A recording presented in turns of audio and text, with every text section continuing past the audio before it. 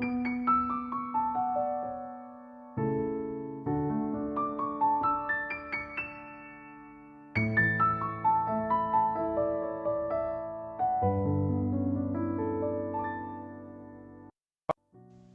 cumprimento a todos os irmãos com a paz do Senhor Jesus Cristo. Hoje nós iremos dar início à aula de número 8.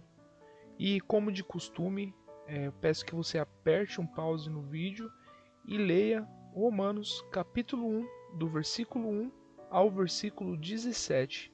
Assim você vai conseguir entender melhor do que nós estaremos tratando nesse ensino de hoje. Bom, antes de começar exatamente do que esse capítulo trata, é importante lembrar aos irmãos que no tempo de Paulo não tinha capítulos e versículos como tem na sua Bíblia hoje. Isso foi colocado posteriormente pelos estudiosos teólogos das Escrituras. E por que eu estou dizendo isso para os irmãos? É preciso nós compreendermos que nem sempre, quando se muda de um capítulo, necessariamente vai mudar o assunto. E esse capítulo 7 que iremos estudar de forma bem breve e o capítulo 8 que vamos ter no próximo domingo é uma continuidade do tema da santificação que se iniciou no capítulo 6. Então, Paulo ainda está respondendo o porquê um cristão não pode viver no pecado mesmo depois de ser alcançado pela graça. Só que nesse capítulo ele explica a nossa relação, especificamente a nossa relação com a lei.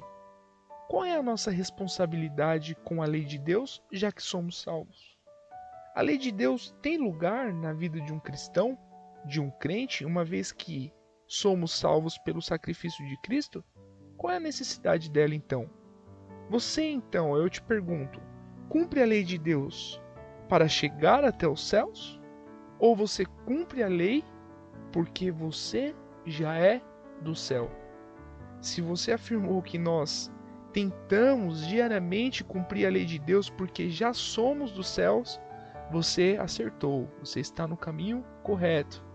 Porque mesmo com as nossas imperfeições, não somos mais escravos do pecado e não cumprimos a lei para ter méritos. Você já parou para pensar que cometemos pecados como uma pessoa do mundo também comete? Mas, diferente delas, você não é servo do pecado.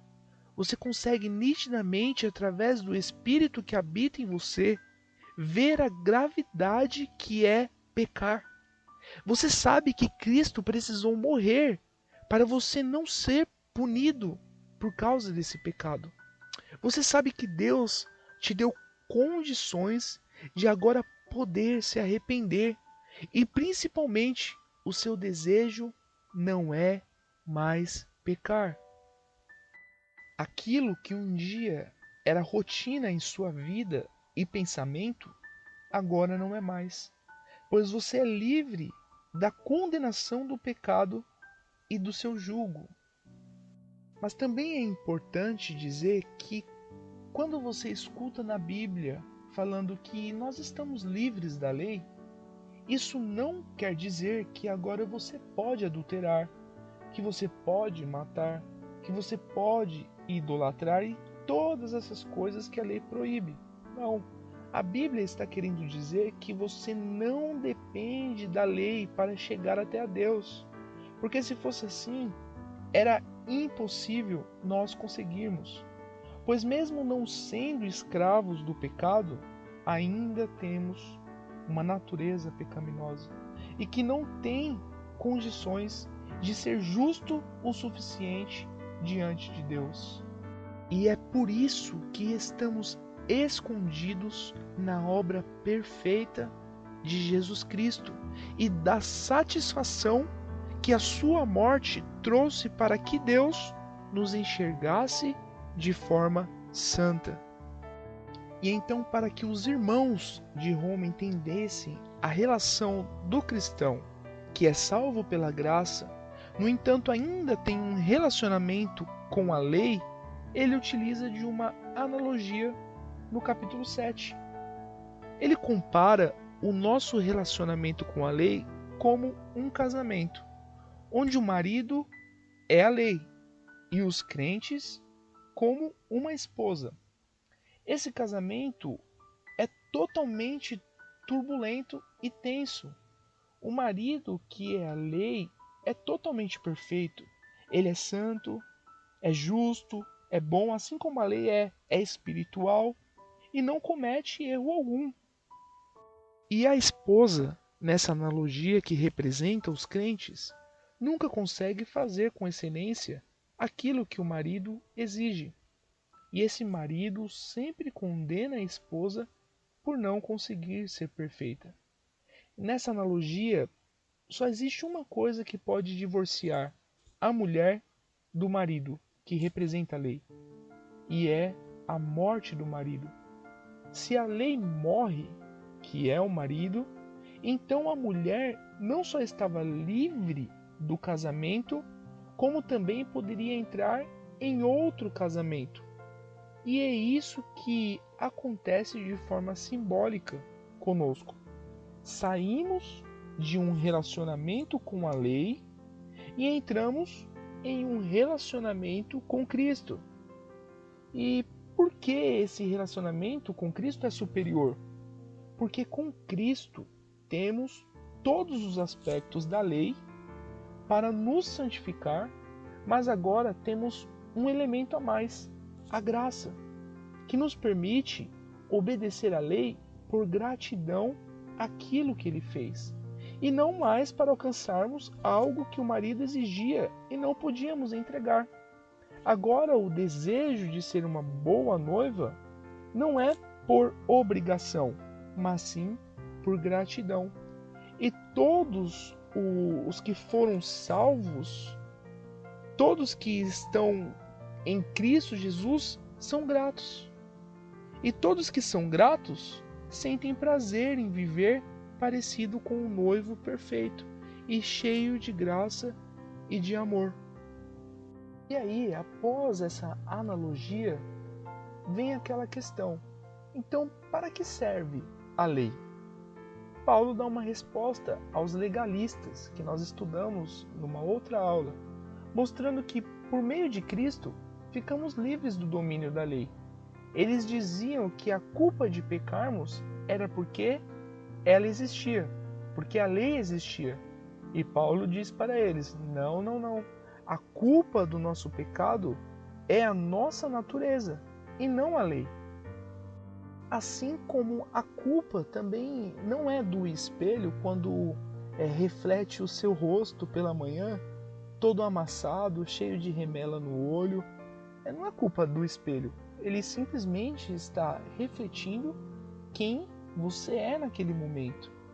Na analogia de Paulo, o primeiro casamento fracassou não pelas falhas do marido, e sim pela imperfeição da esposa. Então, se a lei não é pecado, qual é o papel dela? Qual é o seu propósito? Para que ela existe na sua vida? Podemos dizer que a lei tem 3 alvos. Primeiro, revelar o pecado. Assim como o espelho tem a intenção de revelar o seu rosto, assim como a esposa só saberia que é imperfeita porque tinha o marido perfeito, a lei é como um raio-x que mostra os nossos tumores e enfermidades. O segundo aspecto da lei é despertar o pecado. A lei não só mostra o nosso pecado, mas também estimula e o desperta. Tudo que é proibido, infelizmente, por causa da nossa natureza, desperta em nós um desejo carnal. E o pecado encontra na lei como um trampolim para despertar a nossa natureza pecaminosa.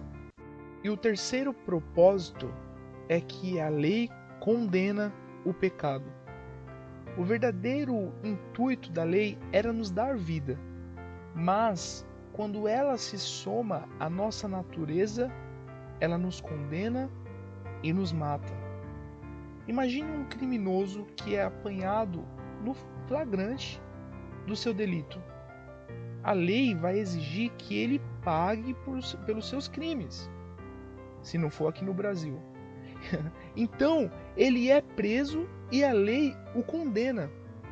Esse transgressor, porém, não pode culpar a lei de ser responsável pelos seus problemas.